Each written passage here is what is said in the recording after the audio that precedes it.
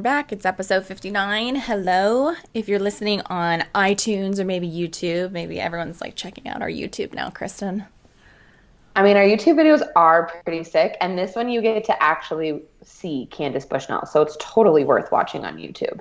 Yeah, and they totally can see. I made Kristen put a background on because if you see, she has this like creepy, move somehow and show everybody what creepiness appears. I don't know how. I didn't have a background on with Candace, this one, right? Yeah, so everybody look for Kristen's mask in the background. It's going to be right about here. But we, honestly, on YouTube, we are posting a lot of YouTube videos. You guys check them out. It's really fun to see our guests. So today you're going to see Candace Bushnell, the creator of Sex and the City, Carrie Diaries, Lipstick Jungle. I mean, the list goes on and on. She has so many books, and if you haven't read them, the books are kind of where she started. I mean, she started with a column, but like her story is just phenomenal. She has 1,000 books out there. They're all good. Brand new one that just came out. Yes. So yeah. It was really fun just to hear. I mean, she's had so much experience, but like the little nuggets she gave us from Sex and the City, I was dying because I'm literally watching Sex and the City right now. Like I'm rewatching it. Do you remember when you lived with me the summer between junior and senior year of college, and we literally binge watched the entire series because I'd never seen it? Yes. We binge watched the entire series. Like, guys, I'm talking I would come home from summer school at noon, and we would lay in bed all the rest of the day. Literally. And then we would go out with the boys we were seeing at night, and then we would do it all over the next morning. Literally for 3 months. I know. And it was in prep to go see the movie. Yep, and we went, and okay, just so you know, I totally dyed my hair the same way Carrie did right after that. I was like... We like went fancy too. We like got dressed up and went to the Grove and like got drinks. Yep. It was fun. Oh my God. Sex and the City is epic. It's so epic. Yeah. So when we knew that, you know, not new, but when we were like, let's get Candace on, we're like, okay, let's. So awesome. Guys, we even go into like the Aiden, Mr. Big, which like I feel like you are one or the other. Mm-hmm. Yep. Yes. I am Mr. Big through and through. Like, I don't even look at Aiden. Like, when Aiden dips in and out, I'm like, stop wasting our time. Bring back Mr. Big. See, when Aiden came back in the second time, I had more of like a sympathy, like more sympathy for him and was like, okay, kind of. The thing is that's really funny to me, guys, about this series is how Aiden and Carrie break up. And then before you know it, Aiden has a kid, Tate. And it's like, wait, so did you literally like bang the like the next girl you saw and had a kid? That's basically what would have had to happen. So. And Aiden did Carrie dirty. Yes, she cheated, but he should have never taken her back if he couldn't get over it. True, but I feel like he did. He just kind of wanted to lock her down. But you can't lock down a wild horse like a free bird. You know? Yeah. No, I mean, not that. That's not saying that, like, I'm a free bird, okay, husband? Like, I'm not saying that. But anyways, guys, we are excited to let you hear her story and introduce you to her new book. And we will provide all the resources, obviously, on our website. You can check out all of her books there. So... I was like, is this the end? Is this the end? Isn't that a song? Like, I don't know. Sometimes we just can't vibe each other because we have to Skype it, and sometimes you just can't vibe it the way it is in person. Because most of the time I can tell when you're like wrapping it up. I don't know. Not this time, guys. Blame it on the mimosas I had this morning. I don't know. I'm just kidding. I'm pregnant. Just kidding, guys. That was a joke. Not for a few weeks. Enjoy Candace Bushnell. She's fabulous. And let us know what you guys think. Leave us a review. Hit up our website and tell us who else you want to see and what else you want to hear. And if you're Team Aiden or Team Big.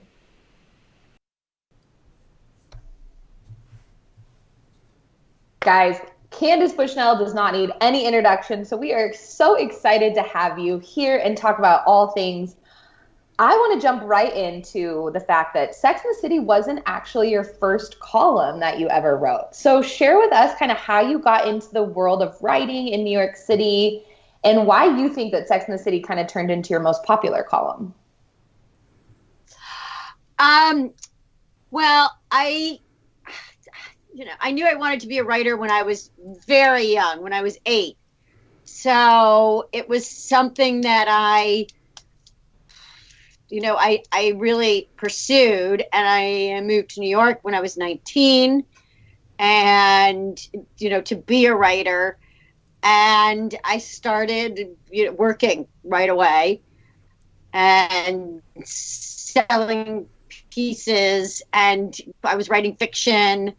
I couldn't, it was, I realized that I probably won't be able to make a living writing fiction, although I thought, I'm just going to write a novel at, 21 or 22, and then that will be it.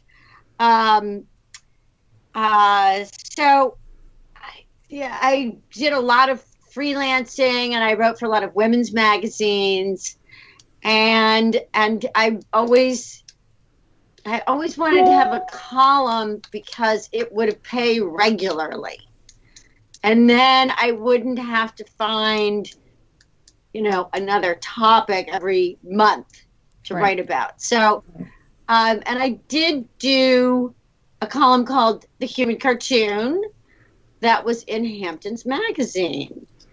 And, everybody, when I say everybody, I mean everybody in my little world was reading it, but my little world took place in, Manhattan and in the Hamptons, and, mixed in this world were, really incredibly successful people. Yeah. So, and then I started writing for the New York Observer, and really because I was the New York Observer really had a male audience. So I started to, finally it was getting a lot of attention. Yeah. And I sold it to be a book, and then I sold it to, then there was a lot of interest in it being a TV series. Right. And I ended up, I sold it to Darren Star, and then he sold it to HBO. But HBO had been pursuing me for before. But it was a very kind of, guy-oriented place. And Darren was somebody who I felt like we had a similar sense of humor. We had a similar background. I thought it was really funny. I had a good time with him. So, and then ABC wanted it and HBO wanted it. More when Darren's attached, because you've got a showrunner. And so, we sold it to HBO. Where? That started. So, when you were starting your column, your subject and your topics, was all that coming from personal experience, or you said you wanted to be a fiction writer too? So, was some of that just a great imagination? Does that make sense? Is that kind of a crappy question? I'm like, you totally cut out, so I did not hear a word of it. Okay. So I'm curious, when you were picking column subjects or even book topics, so do you have a really great imagination, or did a lot of this come from personal experience you were experiencing? Well, it's really both. I have a really strong imagination. That's what I do. It's basically, I think all day. You have to, writing it's a little bit like a performance for me, really. It's like you're in the moment, you're in a flow. It's like writing a song. You lay down tracks, this and that. It's got to sometimes, sometimes I'm just really sort of overtaken by a character, like in Trading Up or Four Blondes, those characters. I can just really get into the heads of these characters. And it's I've always been able to do that. It's like being a medium. Um, and but then when I was writing Sex in the City, it wasn't supposed to be fiction because it was in a newspaper. So, I mean, it was a way of, it's really about like presenting the material in a certain way. It's the same material, but it's like, how am I going to present it to you so that you're going to pay me and people are going to get it? And that's really what it comes down to. And I mean, now when I look at Sex in the City, I mean, when I was writing it, Joan Gideon was always like, I think you're writing a novel. And I was like, yes, Joan, you're the only person who understands. Thank you. So, and then, I mean, really, while I was still writing Sex in the City, I had a TV show before Sex in the City that I was the star of. Ooh, tell us about this, because I've done a lot of research on you, and I have not. It was called Sex, Lies, and Video Clips. And was it on VH1? It might have been on VH1. It was like one of VH1's first shows. Really? Wow. That is so cool. And it was 2 seasons. It was like me and this guy. We talked about relationships, and then we went and did stuff. Like, we went to a dungeon. We went to Colorado and interviewed these weird people who live polyamorously, 2 guys and 3 women. And it actually was really fun. It's like when you're in front of the camera, like when you begin your day every day with 2 hours of hair and makeup, it's not good. Yeah. Psychologically, it really does mess with people's brains. Oh, I'm sure. I'm sure. I couldn't do it. I 100% would not be able to handle looking at myself that much and just being doted on. You get super critical, but you get super obsessed. Right. With things that you never would be, and then you hate yourself. Like, I can't believe I'm this shallow. It's like my eyelashes aren't on right. I feel you in that. I am so curious. So when you started writing for, I know I'm going back to the column and Sex in the City, but when you started writing, how long were you writing the column prior to the interest in it turning into a book, prior to the interest of the book then turning into a movie? What does that timeline look like? Is that a lot of years? Few? Well, they bought the book really in 1996. And then we made the pilot in 1997. And then the show went on the air in 1998, and they made it 1 season.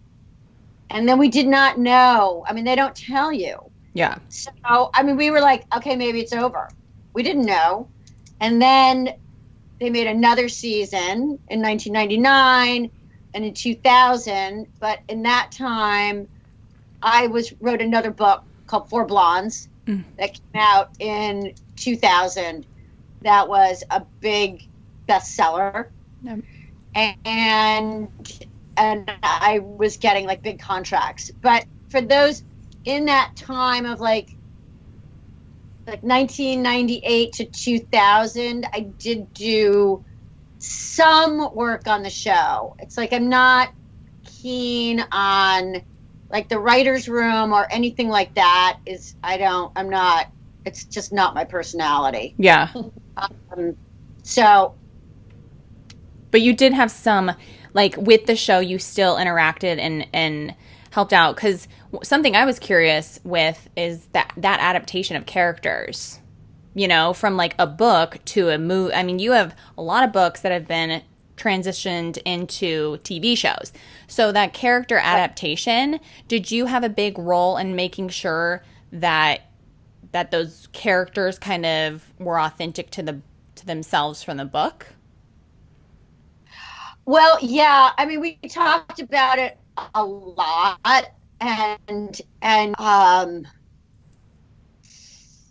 yes, I mean, part of it was also that Darren Star was a really good friend of mine. So, I mean, he knew like this life that I was living. He knew the real Mr. Big. We used to hang out with the real Stanford. Yeah. And it's like, so he knew, and it was actually, he had first come to New York and done Central Park West. And it did not work because Darren's very LA. And he did not get any, I mean, that show did not work because the characters felt like they had been written by somebody who lived in LA and was in a writer's room. So the book really gave him the authenticity and the column was huge. The book was huge. It's like people are always like, "Oh, you must have become a big deal when Sex and the City." It was like I was already a big deal. Yeah. When Sex and the City came out, like I already had a TV show. I already had like the book deals and this and that and all kinds of stuff. Right. I think I even wrote a movie script. Wow. But now I can't remember what I was going to say. That's okay. We're throwing a lot of questions out at you because when we were like going through our process, we're like, oh my gosh, we have to narrow our questions down. So we'll move on to something else because something I'm curious about is you obviously started kind of that 94, 95, 96. And in the 90s, I feel like you were kind of one of the big revolutionary people talking about, hey, it's cool to like be single, like a single woman in your 30s, making your way in the world and like having an active sex life. I mean, the reality is that I'd always been, writing about women and the time that I lived in. When in the 80s, I was writing about women in the 80s. For women's magazines, which was the only place that had any interest in women in the 80s. I mean, publishing in the 80s was very male dominated. Yeah. But there was no interest in stories about young women. You were really relegated to, one section of the newspaper or your women's magazines. And that was pretty much where you were going to stay. Yeah. But I was writing about women in the 80s. So for me, like when I look at my career, I mean, it's really a story of like feminism and, all kinds of changes that happened to women over each decade. Like, the stories that I wrote in the 80s were, about young women. I was in my 20s, young women in their 20s, being in the workforce for the first time. It was one of the first times in a while where there was a huge influx of women. The Sex and the City woman was, of the 90s. She was the woman who came to New York in the 80s. But now she probably had gotten some success but had not found the man. So that was the Sex and the City woman.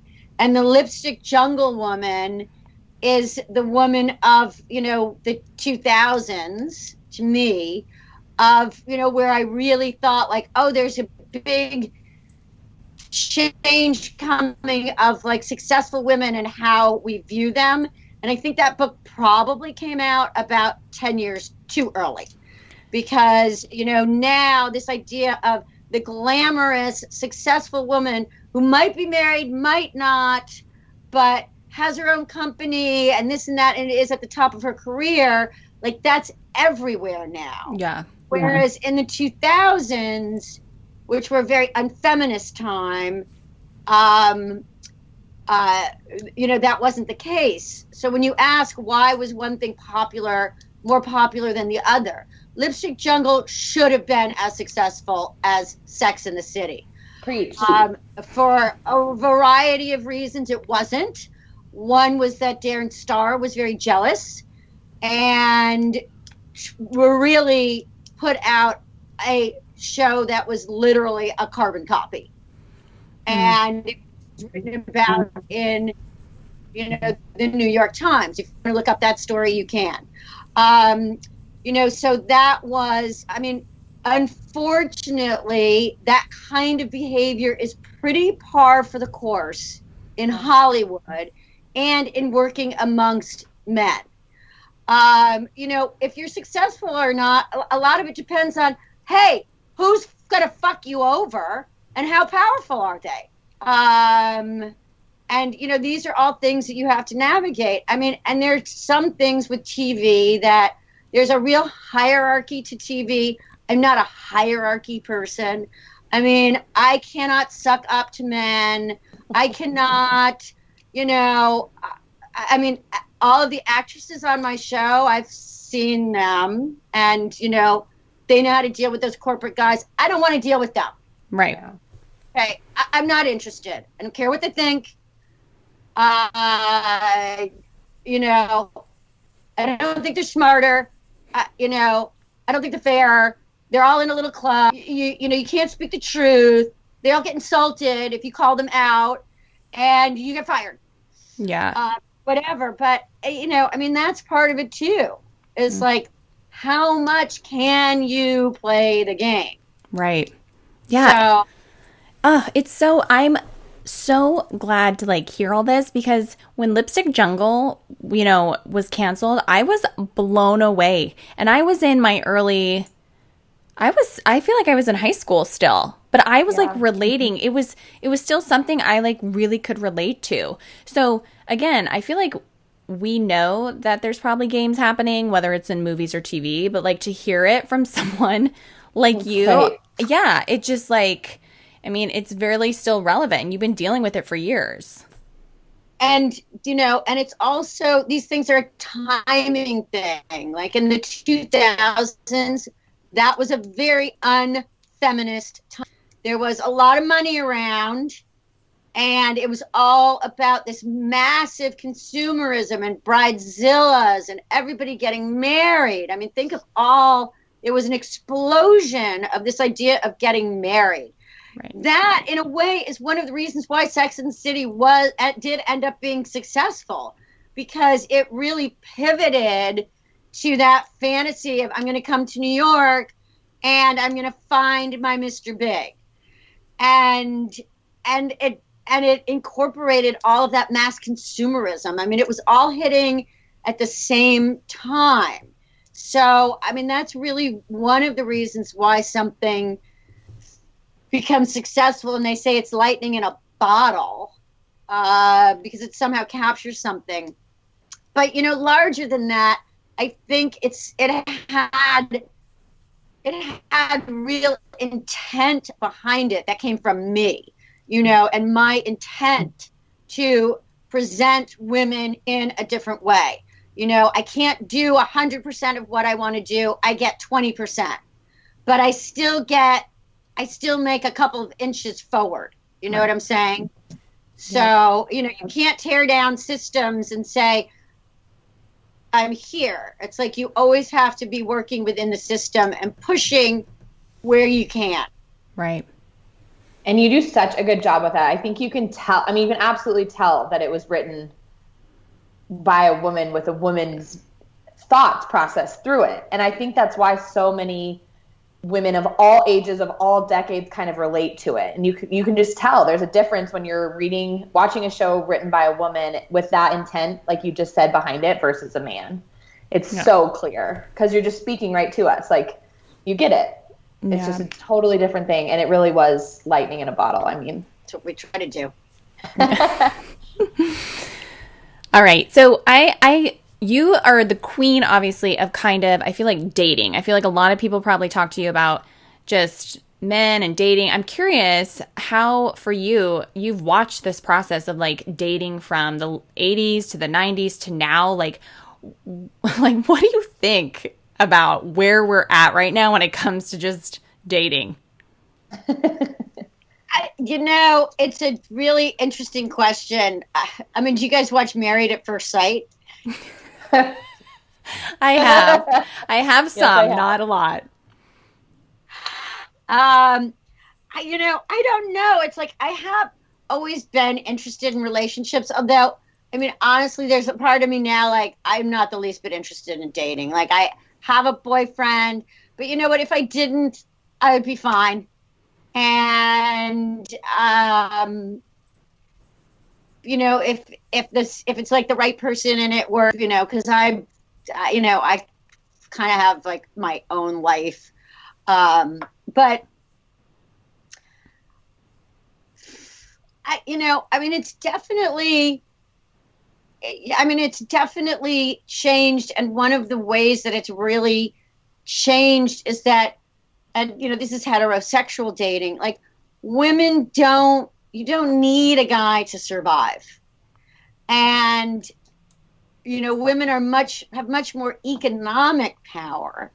Right. And economic power gives you choices. And one of those choices is, I don't have to choose from what's out there. Like, I don't have to choose like one of these guys. I mean, like, look, the reality is, I mean, meeting the right partner, that's only going to happen to a small percentage of people, probably. So it doesn't seem like that's the right kind of directive to give women, like, guide your life, through this idea that you're going to meet the right guy to be with. Okay. You might meet the right guy for a while, but there's a very good chance that guy's not going to, it's not going to be the right guy forever. And so it's really, it's really about how you've got to take care of yourself and structure your life, not around a guy. Right. And, the other thing is, I mean, a lot of relationships, it's about planning, and heterosexual relationships tend to be inherently sexist. And I do think that, there's definitely, as women, become sort of more and more free from these gender roles, I see a lot of young women are like, this guy did this or he did that, and I'm not going to put up with that. And it's like, sweetie, that's a guy, okay? That's what men do. I mean, you can spend all your time correcting them and policing their behavior if you want. Yeah. I mean, it's not as, it's not as simple. And, people in relationships do things that you don't like. Right. And it takes a certain, I mean, in a way, I feel like it kind of takes a certain amount of practice as well. And, my sense is that, more and more women are, maybe in relationships less, although I could be totally wrong about that. I'd have to look at statistics. And, they're certainly delaying having kids. And some women are saying, I don't want to have kids. I don't want that lifestyle. Yeah. So. Yeah. And all that. I mean, yeah. It's shift of where we're going. Right. And I think, that changes a lot of things. And, things like Tinder, I think one of the things that we don't consider enough as women is that tech is very male oriented. It's created by guys and it has a logic of, and they're out, those apps are meant to like empower men and disempower women. So and to make money and get you to stay on it. Right. Unfortunately, women haven't been able to come up with an app that gives them the power. Too smart for that kind of thing. Probably because no one can supply the quality kinds of guys that women say they're looking for and don't seem to be able to find. Right. Yeah. Tinder, in its simplicity, just screams creation by a man. It's a card game. It's playing cards. Jeez. Let's dive into some of your books. So in 2019, you wrote, "Is There Still Sex in the City?" And it really focused on... There's still sex in the city. Yes. And it focuses on women really kind of past that Sex in the City age, like into the 50s, 60s. And you, on a lot of stuff I was reading about, you really focused on how just that age group is overlooked, whether it's like in fashion or beauty, they're overlooked. So do you think that this show, because I heard you're making it into a pilot possibly, is that correct? I'm working on it as we speak, but it's an incredibly slow process. I mean, I sold this before the book was even written. It doesn't even have the same title. It happens. Of course. And it just really focuses on 2 women, whereas in the book there were lots of different women. But the first thing in TV is like, we can't have 7 women.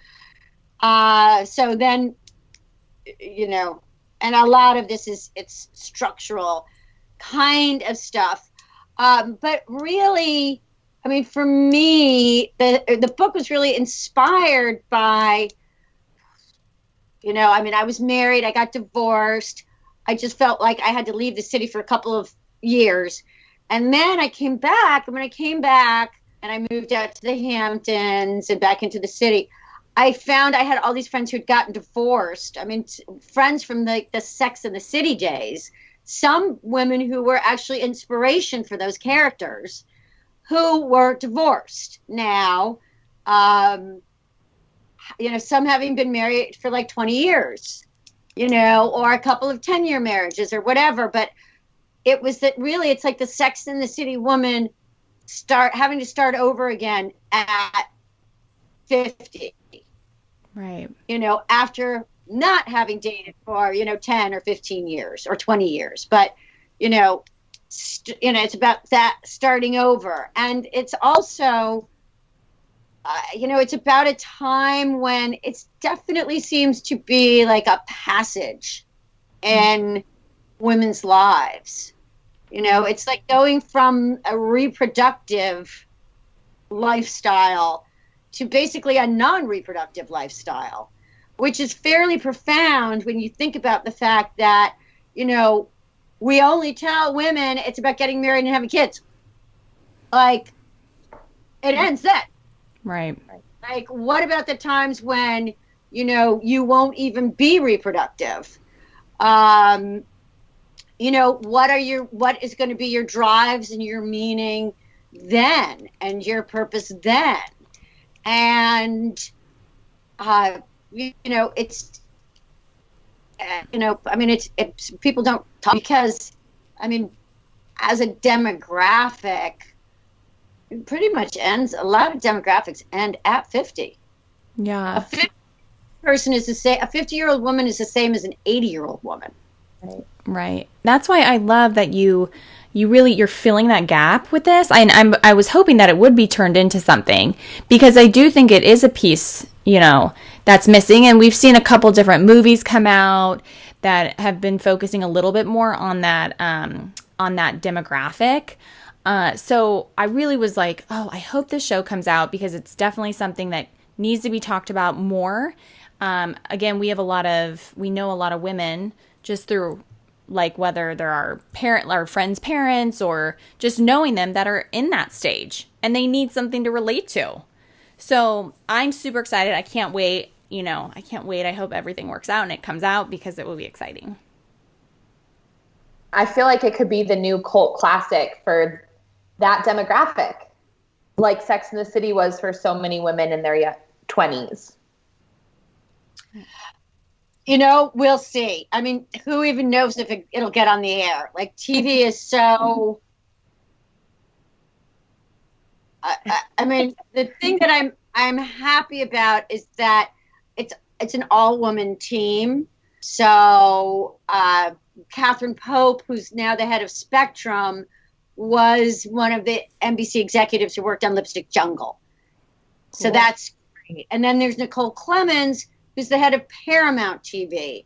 And then we've got two, producers from Anonymous Content, who are women. So that makes me happy. It's like, yeah, it's just so much easier. Yeah. But I don't know. You don't know what's going to happen. Right. Last thing, we want to talk about your new book. So you just came out, co-authored Rules for Being a Girl. And I think this just screams to all women. And I've been doing a little bit of research on it and started reading it. And I want to ask you, what is one rule of all of them that we have as females that you would break, that you wish you could just shatter into a million pieces? Well, there are probably a lot of rules. I guess one of the rules is, it's like, it's always being nice, and that's something that I don't know if women still get that, but I really got that. I think a lot of women get that. Be nice. Mm-hmm. And,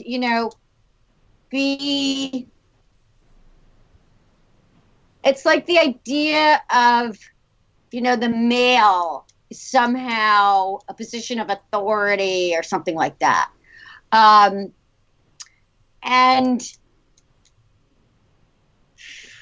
it's like, it's hard because everyone's telling you, be nice, don't talk too loud. And there are all these confusing messages. So many confusing messages to teenage girls. Mm-hmm. When you get older, you grow more into your own skin and who you are. So, and you're stronger mentally and all that. So these things don't have the same effect. But, young women are, it's a time that it's super, super judgy. It's a time when you have to navigate a lot of different things. People are hyper aware. Yeah. You're super sensitive. And there are all kinds of, again, all those confusing messages that are in the book. Be nice, but don't be a doormat. Right. Be sexy, but don't be a slut. Be this, but don't be that. So it's really all about, it's a sort of, indoctrination into being a woman, really. Yeah. I love that. And part of that is, part of that is, when the teacher says, come upstairs. Right. She thinks it's weird, but she goes upstairs, and why wouldn't she? Right. You would think it would be okay. Right. Let me ask you a question here. You obviously have written tons of books. Is this the first book that you've co-written with someone? Had a co-writer? Yes, I wrote it with Katie Cotugno. She's written tons of YA books, and she's really a terrific writer. And we have the same editor. Okay. So our editor put us together because I always was, I would read a lot of, books published by my editor. And I just thought Katie was terrific. And she was like, you two should do a book together. Katie also had a contract with her. And so we did this, there's a lot of back and forth and discussion and that sort of thing, and outlines. And, in a sense, it's a little bit more like working on a TV show where, everything is in steps, because people need to be on the same page. It's like, you can't, if when I'm writing, I might go off on, all kinds of tangents and down rabbit holes and that kind of stuff. And that's part of the fun of it. But you can't do that when you're co-writing. Right. Right. I can't imagine blending two different voices. Voices, style of writing. It would be really interesting to see that process. So I don't know if you can answer this, but of every book that you've written, what is your favorite? I think my favorite might be Trading Up. Okay. That is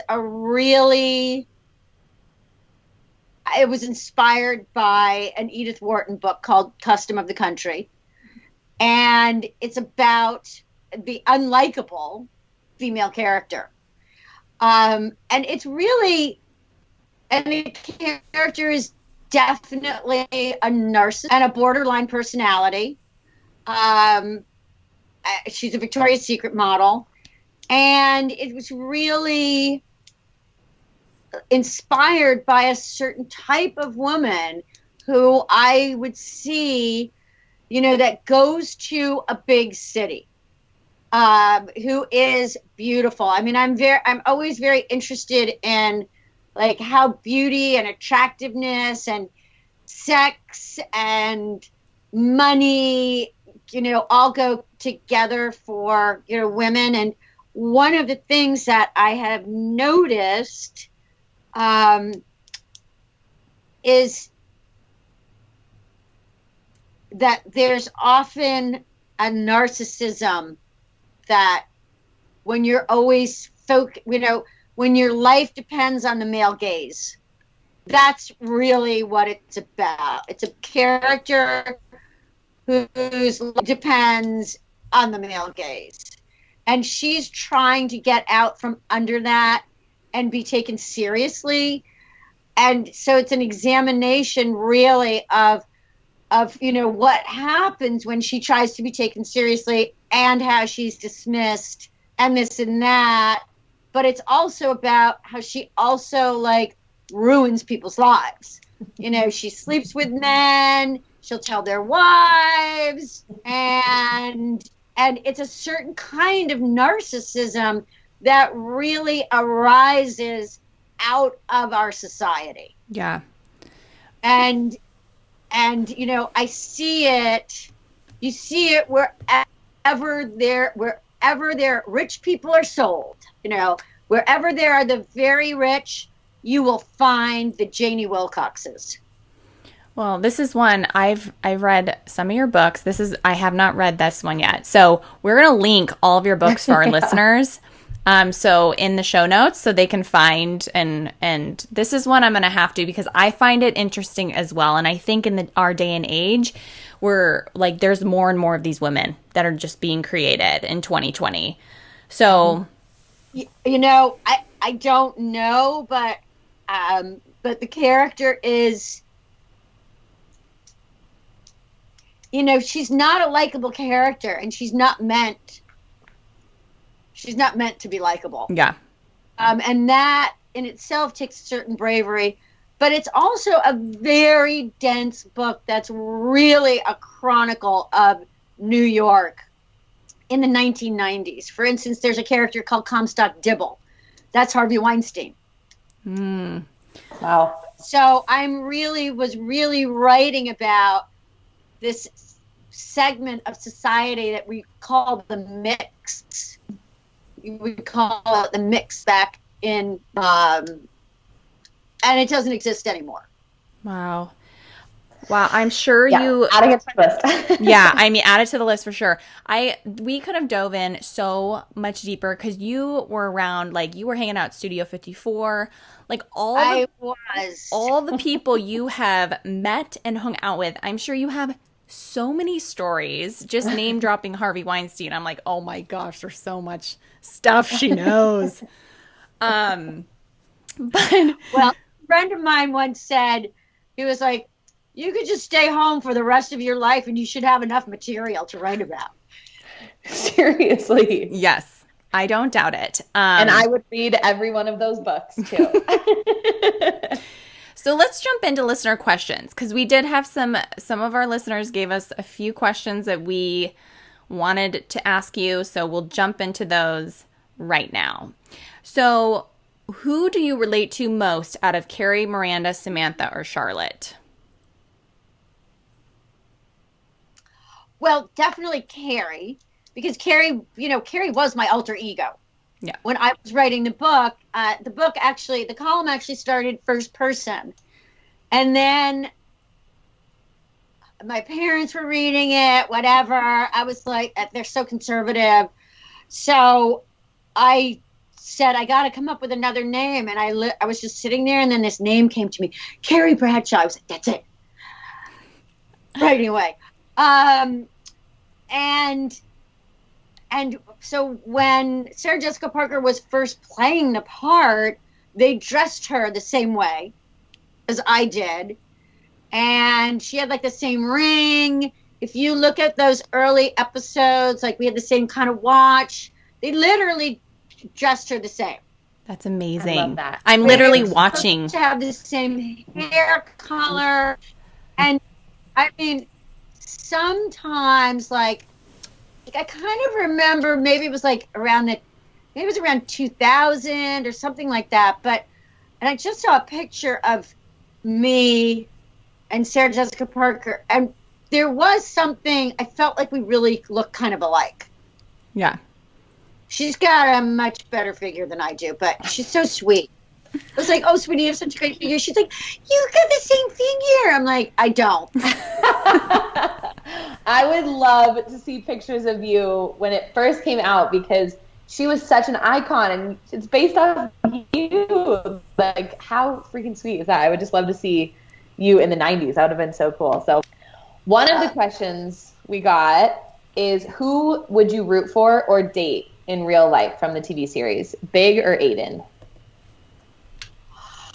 Well, I did actually date Aiden. I mean, not really, but... So Aiden from the TV series, like the actor, yeah. Yeah, John Corbett. Yeah. Yeah. We went out a couple times, went to dinner, and then he went back to LA and met Bo Derek. And then I read in page 6, oh, he's dating Bo Derek. I was like, duh. You're like, okay. Like, Bo Derek. I mean, she's a babe, but so are you. Yeah. But, he's super sweet. And then, but Chris Noth, it's like, he's so just nothy. I mean, he's probably more like his character on Law and Order, than Mr. Big. But I don't know. It's like he's friends with my boyfriend. Oh. So I, still see him, and yeah, John Corbett he's totally sweet. And Chris Noth he's just nothy. Yeah. Hard to pick. Kind of macho guy. Yeah. Yeah. I was always a Mr. Big girl. Listen, my mother was so Mr. Big. She hated Aiden so much. And she would say, like, get rid of Aiden and bring back Big. Like, Mom, it's not up to me. I love that. She really did not like Aiden.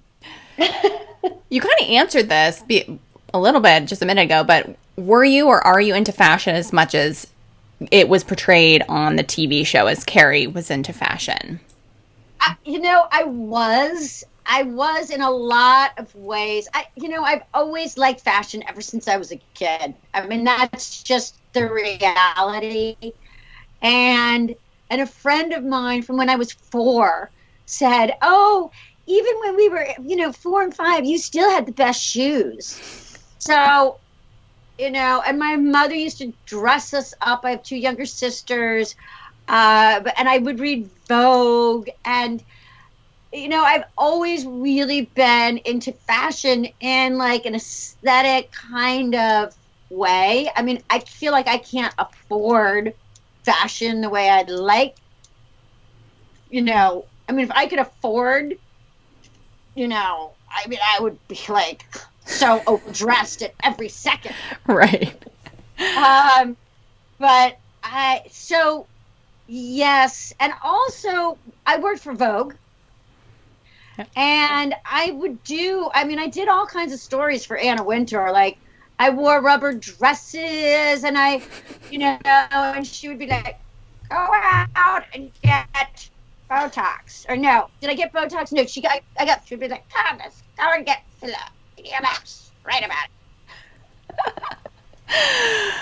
Oh my gosh. Oh my gosh. And she once made me pose in a rubber dress with like Jamie King, who then was 16. I was like, are you kidding? Oh my gosh. So anyway, and I wore lots of Dolce & Gabbana and Tom Ford, and yes, I mean, I was into fashion. Yeah. But when they first started doing the show, I mean, that was like one of the tricky things because there was no fashion budget. Because it was at HBO. They're like, fashion? Like, right. What the hell's that? And so Sarah Jessica Parker and Patricia Field had to go to flea markets. Really?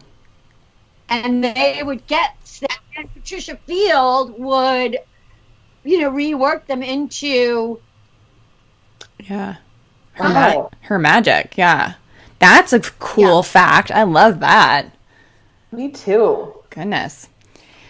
So you are, the best writer in our opinion. We just love you. So I want to know, what are you reading right now that's not your own? Well, what did I read? I've actually been reading a lot of these short stories of Colette. And I read a book I think it's called Bad Weather, by Jenny Offil, Offil, I think her name is. But, I'll read a lot of different things. I actually need to, I have a bookstore. I mean, I'm so lucky. Like in Sag Harbor, there's a bookstore that's literally, there are 3 independent bookstores in Sag Harbor. Oh, wow. And there's one that's a quarter of a mile. So, I need to just go over there and get some books. Stock up. Like people on Netflix, but I go into this bookstore and I just get books. And then I try to return them and say sell them again. Oh, that's That's a great idea. Why not? Wow. Well, Candace, we feel so honored that you came on this Girl Life podcast and hung out with us today. And we're going to make sure that all your information is on our website so our listeners can, again, find your latest book and all your other books. So thank you for coming on TGL. Say that. Yeah. And can you guys send me or send Nicole Dewey or something that I could put up on like Instagram? Mm-hmm. Oh, yeah. Like a graphic or something that you guys put up, because absolutely, definitely. So we will be blowing you up. We blow up all of our guests. You're gonna on Instagram. We'll send you graphics. We will make sure all of our listeners know where to find you, and then you can share about TGL as well. So thank you for coming on. Thank you. Thank you, guys. Have a good day.